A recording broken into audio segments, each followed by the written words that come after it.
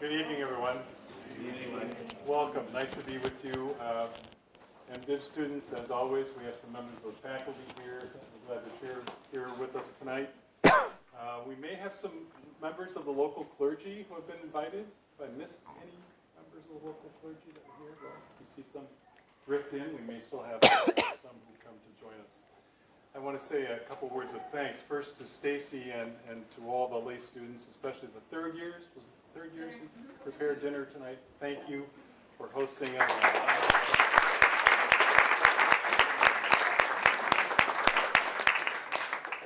Really appreciate your hospitality. As always, I also want to acknowledge at an event like this the generosity of the Marten family, without which we would not be doing many of the things that we're doing in the Marten program. I wish that some members of the family had been able to be with us tonight, but unfortunately that just was not in the cards. So we want to give a shout out though to Virginia Marten and members of the Marten family. Thank you for all of your generosity.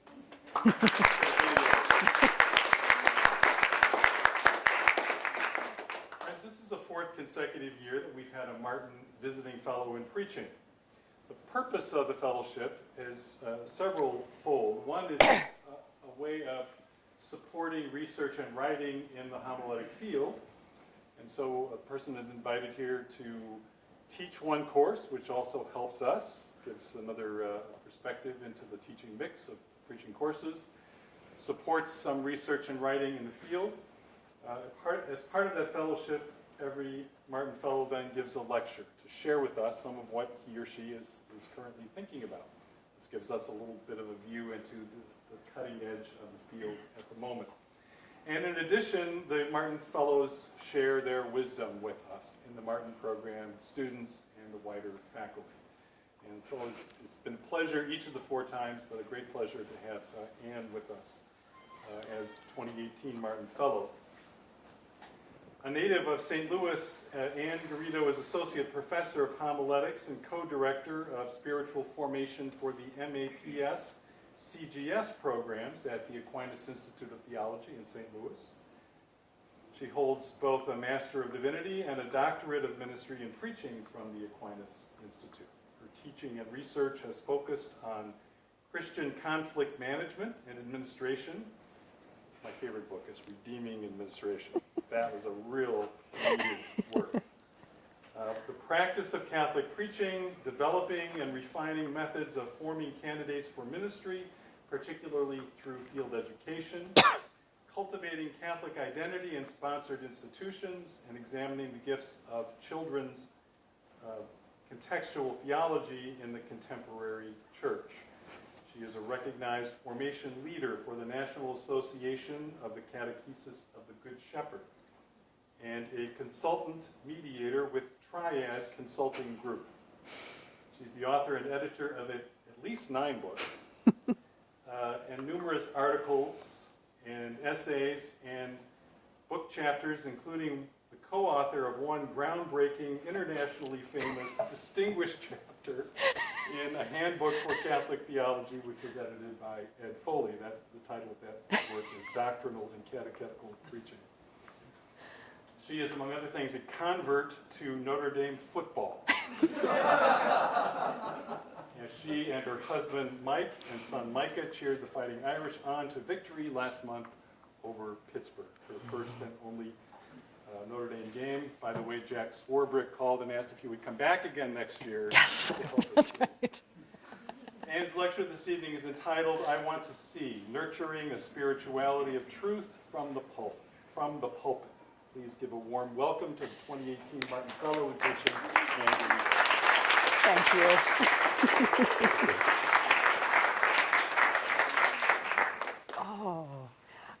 Well, I will be honest with you, since that's something you should be able to expect on a talk by this title.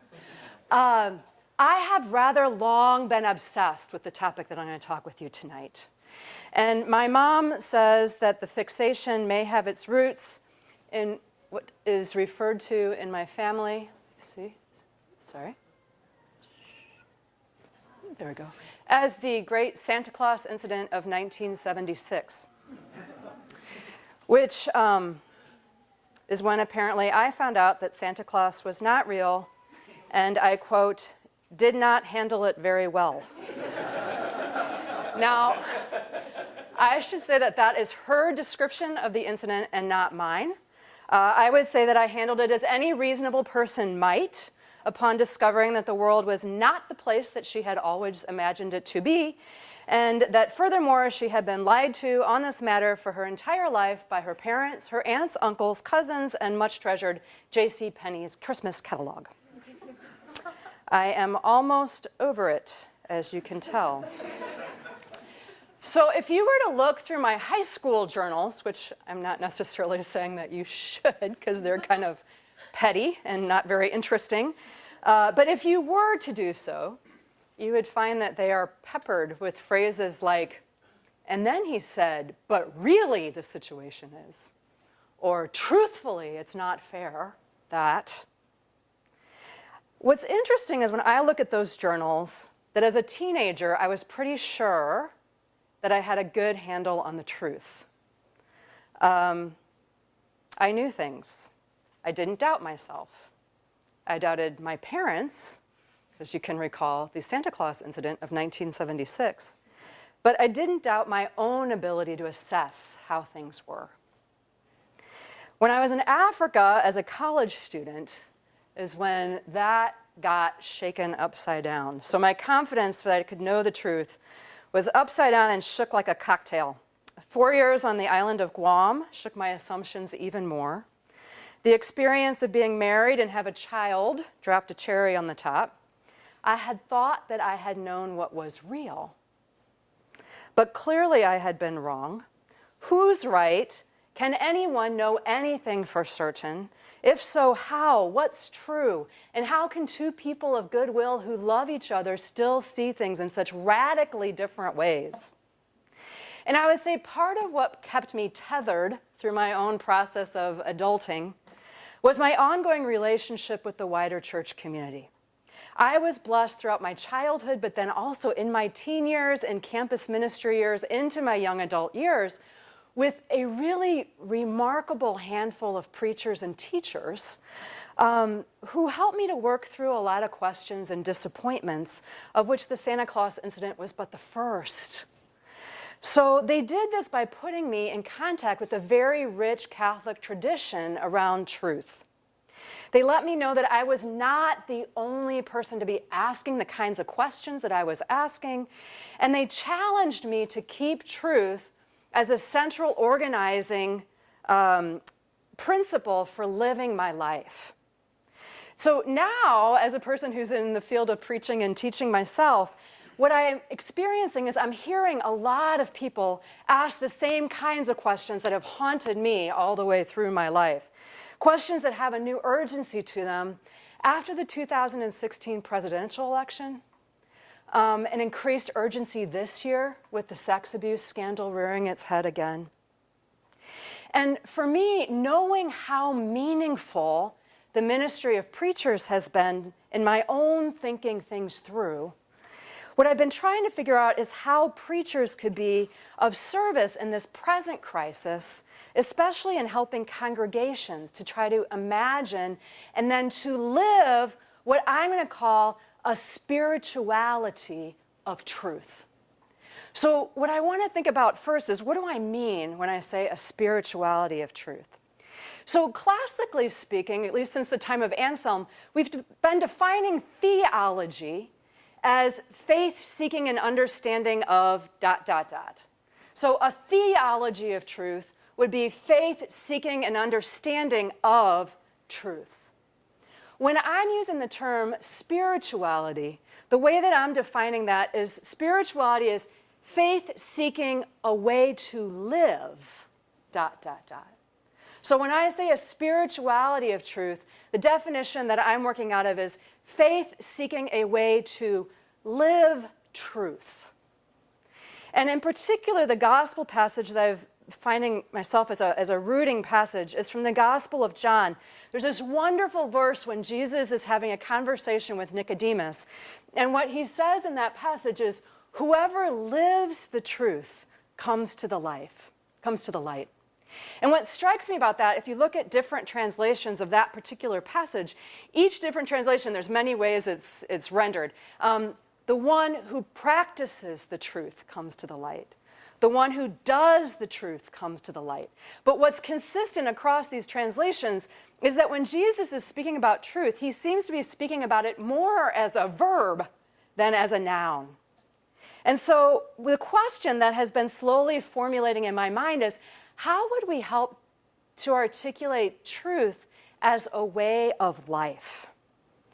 How, as a preacher in particular, do I paint my words, or paint in words, a picture of truth that paints it as a really attractive and beautiful lifestyle that others might want to embrace for themselves? Something that could organize and integrate the whole of a Christian's life. So how do I help people do truth in a society which is being called more and more a post-truth society?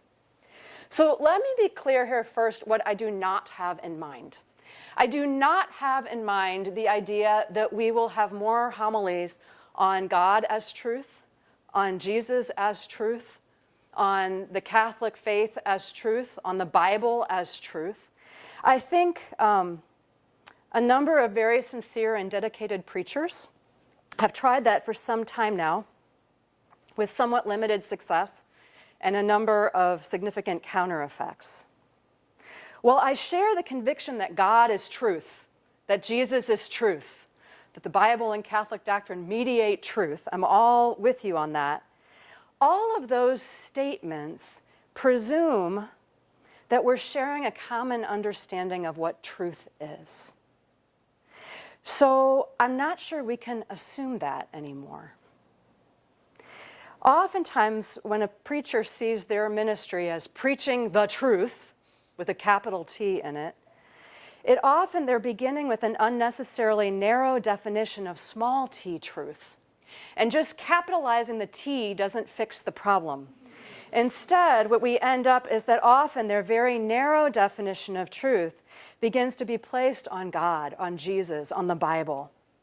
And in a very similar way, it would be as if you were trying to preach that God is love in a family system that has only known domestic abuse or sexual violence. And if you go in and you say God is love, and the only experience that people have of love, being defined love by that, then whatever it is that you begin to say about God is more heretical than helpful.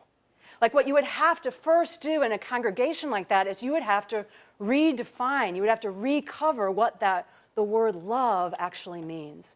And I think right now in our society, we need to do something similar with the word truth. We need to go in and pluck this very injured word out of the trash heap of mass communication and give it a good scrubbing and look again at what it means. So what I've been trying to do for the past 2 years is that I've been trying to understand what the Christian tradition says, not about particular truths, but about truth. Just what does truth itself mean? And how is it that we're to live it?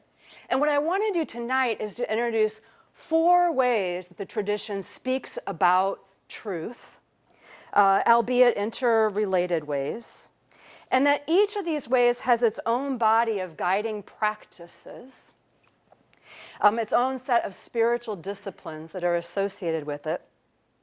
And what I want to do first is just to name the 4 ways that I want to talk about, and then I'll go into each one separately. So truth as a way of seeing the world as accurately as possible. Truth as a way of forming good judgments about how to live in the world. Truth as a way of communicating with others. And then truth as a way of being in relationship with others. And in the second half of the talk, what I want to do is to name specific things, that we can do from the pulpit to try to nurture a capacity to do truth within congregations in each of these 4 areas. Now, I want to acknowledge to you up front that, as Father Mike said, this is my most current research that I've been doing. So this is new to me, and what you're getting is like hot off the presses as of this afternoon. So I myself am continuing to, my own thoughts are still formulating in my head around this. While I have some experience in the field of preaching, I don't consider myself an expert on the gargantuan subject of truth. So you may hear me say some things where you're going to think, I think she needs some more nuance there, and I will likely agree with you on that. I will invite questions at the end, but also I want you to feel free to come up afterwards, and you can come tell me where you think I got it totally wrong, where you think I might be in the camp of heresy, where you think I'm missing or something is off base. So I'm sure that I have a lot more still to learn on this topic, and that also I'm trying to squash a lot into 45 minutes. So there's some things that, finer points that might get lost. So let's talk about that first thing that I'd mentioned, truth as a way of seeing the world as accurately as possible. So the first way of thinking about truth in the Catholic tradition, the one that would be most familiar to philosophers and to scientists, is the classical definition of truth that is posed by Thomas Aquinas, based on what Aristotle had said even earlier. So veritas est adequatio re et intellectus. A literal translation of that truth is the adequation of thing and intellect, or maybe said in more common language, truth means having a mental picture in your head that is aligned with reality. So you don't want to be seeing things that are not really there. You do want to see things that are really there, and you do want to be able to see them accurately. So this is the aspect of truth that I tried to preach about tonight in Vespers, that truth is the constant longing to see what is real. Now, in contrast to some Eastern spiritualities, Catholicism starts with the premise that there is such a thing as reality, that the world is not something that it just exists in our mind, that it exists on its own, whether we're aware of it or not, and whether we believe in it or not. So the climate is either warming or it is not warming, but you believing in it does not at all impact whether the climate is warming or not.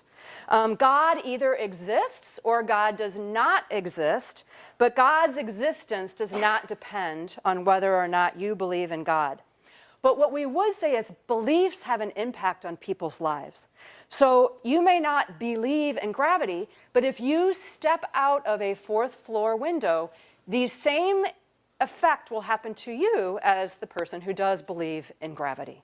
So what we say there is that you run into all kinds of problems. There's a famous story that is probably urban legend, but I think it captures very well the Catholic perspective on this matter. It's a dialogue that takes place off of the foggy coast of Newfoundland between the US Navy and Canadian authorities, and it goes like this. Americans, please divert your course 10 degrees to the north to avoid collision.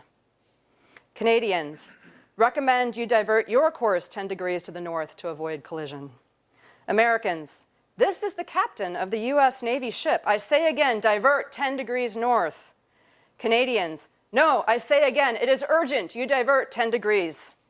Americans, this is the aircraft carrier USS Missouri, the second largest ship in the US Atlantic Fleet. We are accompanied by 3 destroyers, 2 cruisers, numerous support vessels. I demand you change your course 10 degrees, that is 10 degrees north, or countermeasures shall be undertaken to ensure the safety of our ship. Canadians, this is a lighthouse. Your call. So what we would say from a Catholic perspective is that reality is what it is. No matter how powerful you like to think of yourself being, we stand in danger of a terrible crash if we have the wrong picture of what is in our minds. So oftentimes in Catholic theology, we'll hear truth described as objective, which at the first level, now this means we can understand that in 2 different ways.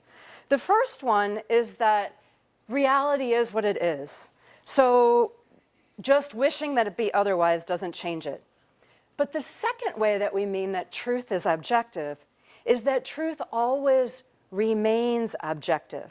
In the same sense that, like, when I make a course syllabus, I have course objectives. This is what this course is shooting for. This is what we're striving for in this particular semester. So as Christians, we recognize that reality is really, really big. As one of my Dominican colleagues says, reality is like a bazillion volts of electricity, and most of us are working with 60-watt bulbs in our brain. And even though, those of you guys here at Notre Dame, many of you are working on 100-watt bulbs, in the big, huge scheme of things, that's not all that big of a difference, right? So while Catholic tradition believes that there is such a thing as reality, and that we can perceive it through senses and through reason, also we recognize that there is always more to reality than we will know, or probably will ever know. So we've got to be humble. And indeed, in my understanding of a corn or star or a person or God is so small in comparison to what could be understood about corn or person or star or God, that what I have in my head is almost a less adequate picture of reality than what could be, the fullness of it. So what we're saying here is that truth is objective, but it also always remains objective. And I think one way of summarizing that from a Catholic point of view is to say that within Catholicism, there are no alternative facts. We can always have additional facts, but we can't have alternative facts. A second way of talking about truth is truth as a way of forming good judgments in how to live in the world. So when we define truth according to the classical definition of truth, we're addressing questions related to the existence or not of things. We're trying to find out what is and what's not, because nothing in the universe half exists. So either you were born in the state of Indiana or you are not. Either the universe is 14.6 billion years old or it is not. In common parlance, there's no way to be just a little bit pregnant. So doing truth at that most foundational level is about making sure that we've got the best grasp possible of what would be widely referred to as the facts. But the human brain does more than just collect facts, which often can be verified or rejected or refined on the basis of sensory observation and logic. The mind also collates facts. It organizes them in such a way that they make sense to us as a whole. And the mind uses what it's gleaned from the world to arrive at statements like, the death penalty is wrong. The fact of the matter is nobody should drive drunk. That judge is racist. You can't deny it. As a matter of fact, we had plenty of kids to keep the school open. Even though these are also truth claims, these beliefs are of a different nature than the other ones that I was talking about. And oftentimes, it's very hard to tell the difference because they're so tangled in the way that we have conversations with each other, because language itself is so similar. But these statements are not so much about whether something exists or not, but about whether something's good or bad, whether it should or shouldn't be. So whether this is better than that. And even though we might label them to be facts, these are what we would actually constitute judgments or opinions or conclusions or convictions that people hold as true. So to say that something is an opinion is not to say that it's not true. It just means that it's true in a different way. Let me say that one more time because I think that's hard to catch. If I say that something's in a judgment or an opinion, it doesn't mean that it's not true, but it's true in a different way. And we're now talking about truth as we make meaning of things, as we make decisions about things. And the conflation of fact and judgment is a good part of what makes conversations about truth in a post-truth society feel so hopeless and so stuck. So we take a step in a helpful direction when we make some critical distinctions that while reality itself is objective, The person who is compiling reality, who's figuring out how to live in the middle of it, is always a subject, a unique individual who's shaped by the particularities of their culture, their life, their circumstances, the geography in which they live, their native tongue, their desires, their feelings, the way they've developed capacity to reason. And all of these factor into the way that we make meaning of and judge the world, which makes truth claims in the second category more difficult to adjudicate than the first. And we thought Galileo had it tough. So it doesn't mean that all opinions are acceptable or that all opinions are equal. From a Catholic worldview, there are judgments that are better than other ones. So we don't espouse moral relativism any more than we would espouse factual relativism. But what it does mean is that we're going to need a different set of skills and virtues to do truth in this second area. Because what we're talking about now, if the first one is about truth as an alignment of the mind with the real, this is the alignment of the mind with the good. And this is we have different ways in which we try to figure out what's good than in how we try to figure out what's real. A third way of thinking about truth is truth in terms of communicating with others. So if the first way we talk about is truth having a mind aligned with reality, and the second way is a mind aligned with the good, the third way of talking about truth means having a mouth aligned with what's in your mind. And that is what Aquinas would end up calling truthfulness. So, note that being truthful does not necessarily mean that you're connected to reality. It is possible that you can be incredibly sincere and honest, but that what's coming out of your mouth that you're saying so sincerely is in no way connected to reality. And that's what in church language we may call an error. It's also possible that you could have a mind aligned with reality, but that what comes out of your mouth is something entirely different. And that's what would be called a lie. And that would be considered sin. Now, we could get into a lot greater nuance here. Like, is it ever okay to lie? Like, if Nazis are knocking at your door and wondering, are you hiding Jews? Do you have to tell them the truth? Or what about telling my kid, and you knew that I was going to go here, that there is a Santa Claus? Does truthfulness require saying everything that's in my head, even if I think that it might be hurtful to other people? Now, these are also all great questions that the Christian tradition wrestles with, but it has another set of practices, another set of skills, virtues that it would say are needed to develop around how much to say to whom, all of which involve developing that virtue of prudence, and also, very interestingly from the work of Thomas Aquinas, the virtue of justice. So Thomas says that justice is giving each person their due, and he frames truthfulness in terms of justice as giving each person the information that they are due, not more or not less. Now, there's still a lot of room for discernment about what people are due, but I think it's a helpful place to start. The key point here is that these questions introduce another body of content to reflect on, another area in which we would do truth well. Let me name the fourth area of truth, truth as a way of being in relationship with others. So I think this is the area that probably gets most overlooked when considering exclusively a philosophical or a Thomistic lens on this topic. But it's extremely important from a biblical view, especially from a Hebrew Scriptures view.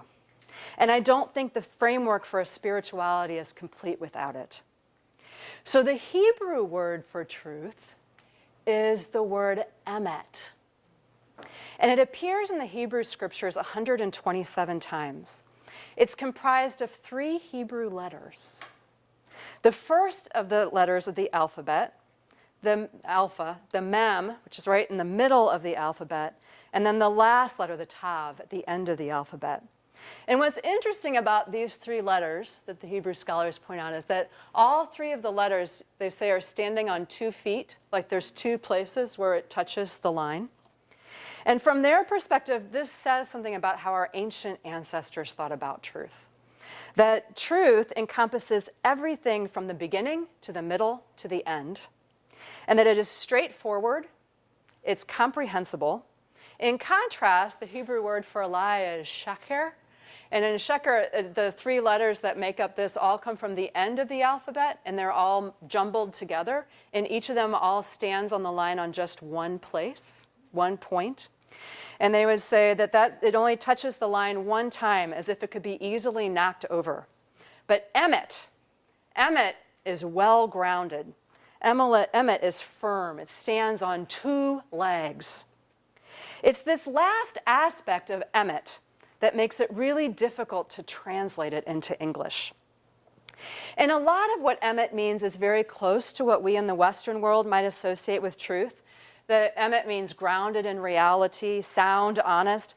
But emet also has nuances beyond what we are able to hear. Emet also means sturdy. It means trustworthy, stable. Emet stands the test of time. You can lean on emet and it will hold you up. So in English, when we go into the Bible, we'll find these kind of strange things in translation, where depending on your Bible, Psalm 119 will say, the sum of your word is truth, or permanence is your word's chief trait. Or in Jeremiah 7, we could read that in the land of Judah, truth has perished, or you could read, faithfulness has disappeared. So to the Western ear, that might sound pretty different, but for our biblical ancestors, truth and faithfulness were the same thing. The truth is not only a way of thinking or speaking, it's about a way of being in relationship. And we have remnants of that in our language about marriage. So for example, if you were to ask me about my husband, is Mike true? I would guess that you were probably not wondering, is Mike real or a figment of Anne's imagination? Right? What you really want to know is Mike faithful? Can you count on Mike? So this understanding of truth that's embedded in our marriage vows, I promise to be true to you in good times and in bad, in sickness and in health, for richer or poorer, till death do we part. I think this is the part that's so often lost in societal conversations on this question, but it's not been lost on Pope Francis. In the 2018 Chrism Mass, just from last spring, he preached on the example of the Good Samaritan. And what he talked about was that the Good Samaritan drew near to this injured man, and it was in that closeness to this man that he knew what he should do without ever having to study the matter. So the Pope says, this is just a great quote, we need to realize even more that closeness is the key to truth. Can distances really be shortened where truth is concerned? Yes, they can. Because truth is not only the definition of situations and things from certain distance, discovered by abstract and logical reasoning, it's more than that. Truth is also fidelity. So once again, truth is being there for people. And it's often only in being there for people that we come to know what's real and what to do about it. So now, once again, we are talking about truth in a totally different set of skills that are going to be needed in order to do truth, to embrace the spirituality of truth. So doing truth from this angle, we will need to practice the art of overcoming fears of differences, to grow close to others, skills for remaining in really tough relationships, and developing healthy boundaries for relationships, figuring out when to stay and when to go. And now maybe after I've kind of gone through all of that, it becomes a little bit clearer why we don't want to use the word truth just casually or unreflectively in our preaching, because there's an awful lot there. And it's worth our every effort to recover that word from the tangled mess of ways that it's sullied in everyday speech, and to lift it up again as possibly that sole objective, that deepest longing that the Bartimaeus story echoes back to us. That the practice of truth The longing for what is real is what is salvific, has the capacity to save us. Because what we could say is that God is present and heals those who are longing in their lives to see things as accurately as possible, who are forming their opinions as carefully as possible, who are communicating as honestly as possible, and who are being as faithful in their relationships as possible. So these are the people who are going to come to the light. So what I want to come back then is to this question of spirituality and preaching. And what are some things that we could do as preachers to help our congregations to embrace the spirituality of truth? In the book that I'm working on the topic, what I want to make sure to do is include lots of samples of preaching.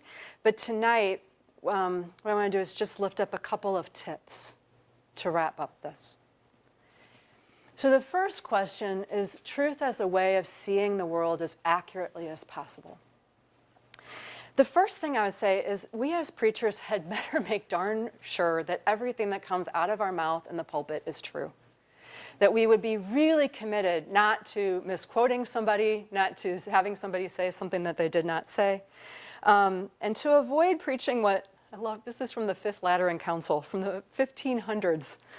The church says, to avoid preaching about, quote, imminent events, apocalyptic messages, preposterous stories, fabulous miracles, arcane trivia, heretical opinions, and downright nonsense. Now, I suspect that was probably aimed at the Franciscans, but I'm sure that the Dominicans and secular priests had something to do with that as well. Second thing that we should be doing is looking in the lectionary for possibilities where we could lift up for our congregations how we could lift up for them this idea of aligning their minds with reality. That there is such a thing as facts, that through our sense and reason we do have the capacity to perceive reality, but that the reality is always bigger than what we can imagine, and that we're going to have to keep searching, keep longing. So lifting up again there a model in Bartimaeus as someone who keeps wanting to see. And how do we keep alive that desire within us to see, even when it would be really easy to give up because it's just so hard? A third thing that I would hope all preachers will do from the pulpit is to avoid pitting science against faith. That from a Catholic perspective, science is a systematized reason based on what we perceive through our senses. So it's an aid to finding truth, it's not an obstacle. And that even when it seems like faith and science may be opposed to one another at a particular moment in time, if we keep leaning into it, we find out that all truth in the end is one. In terms of truth as a way of forming good judgment about how to live in the world, I'm going to say this is probably the most controversial thing that I would say tonight. In the pulpit, I think we need to rethink how we're preaching on relativism. We need to distinguish between facts and judgments, but we also need to distinguish between factual relativism and moral relativism. So personally, if I could ban the word relativism from the pulpit for the next decade, I would.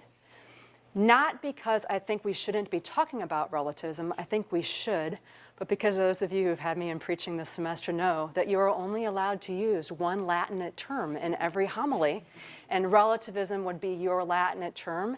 And it is such a big term right now, and people mean so many different things by it, that in the pews, people are not catching what it is that you're talking about in this regard. So I think we can illuminate the problems of relativism in a lot of other ways rather than just preaching on that. We have a good number of preachers right now who are using that term to regularly condemn everyone who does not agree with their particular read of a situation and labeling it as the sin of relativism. And I don't think that doing that is helping or clarifying matters in this regard. So when we say that truth is objective to the facts, like the moon has a 28-day cycle, we mean something different than when we say truth is objective in relation to our judgments about what's good or bad or right or wrong. It's a different set of tools that we use, and we have to discern that outcome differently. So for one, you can use a telescope. For the other, you're going to need to make appeals to natural law and to conscience and to history, etc. And some preachers are taking very complex moral judgments and making them sound as if they were as clear and obvious as they were measuring the degree of an angle with a protractor. So helping people to do truth means requiring some serious thought about how we're going to do moral preaching unto the future. But how do we help people to distinguish between reality and judgment?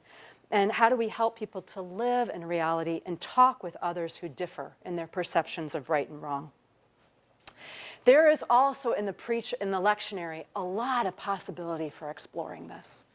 But possibility to look in the lectionary for what are readings that lift up and would help people in the formation of their judgments, but also would help us to talk about our differences in judgment with one another. And the third thing that I would love for us to do in the pulpit more is to model well how we talk about people with whom we have differences in judgment. So in the pulpit, being really clear about not using ad hominem attacks, not using language to describe a person or a group of people that they themselves would not use to describe themselves. So for example, abortionists. Nobody says, I am an abortionist. Racists. Nobody claims that about themselves as their own identity. Relativists.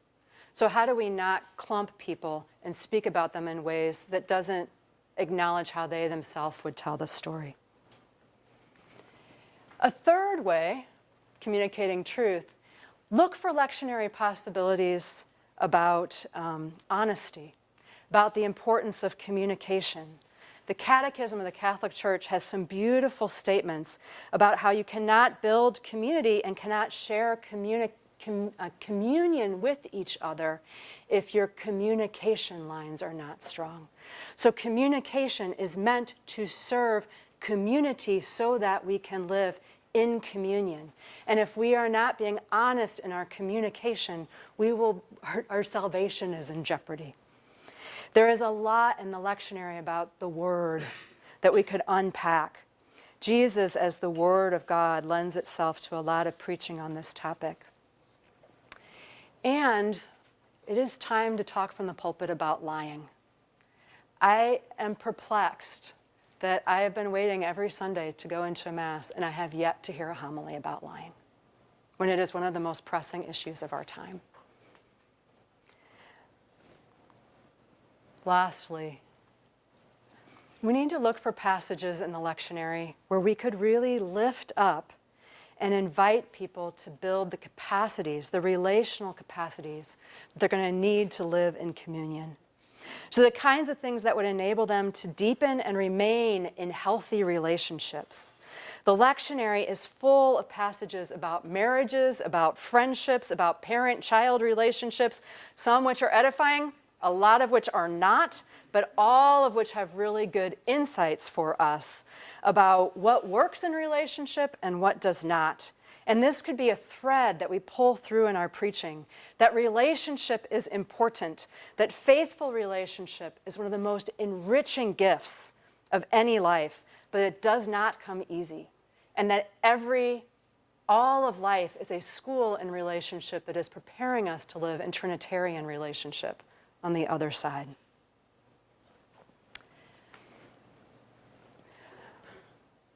One of the things that's become really clear to me in trying to read the church's thinking around truth is that a thick, fulsome spirituality of truth means doing truth at multiple different levels. And as preachers, we want to make sure that across the year, we're talking about all four meanings of truth. Hebrew language scholars are quick to point out that the word for emet is only one letter away from the word met, which is the Hebrew word for death. I find that intriguing. Whether this is just a quirk of the language or whether it suggests some sort of deeper insight, that the living of truth has a wholeness to it. That you have to choose to do all four of these. You can't just pick one. That it does not help to honestly share your opinions if your opinions are not grounded in reality. That it can be harmful to speak truthfully if you don't have any concern for the people that you are speaking to. If things go awry and we pay attention to just one aspect of reality but ignore others, if we want to come to the light that Jesus talks about, we have to be serious about letting that practice of truth permeate every area of our lives. Because removing even one letter from the word can put us on a path toward destruction. So preach boldly, preach broadly, and let's see what we can do to dust off that beautiful word and let it lead us to light again. Thank you.